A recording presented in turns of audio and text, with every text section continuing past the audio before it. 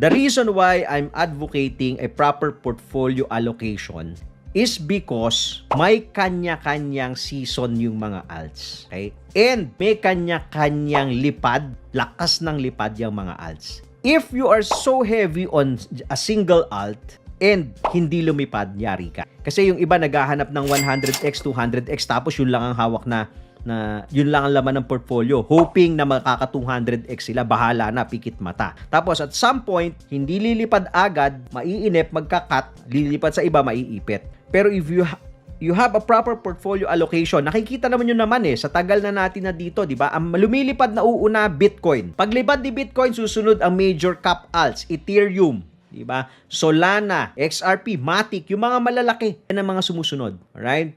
Tapos, pangatlo na susunod, yung mga low cap alts, o mid caps muna. Tapos, low cap gems. Okay? The problem with low cap gems, hindi sila lahat umaakyat. Sa sobrang dami nila, hindi sila lahat pinapansin.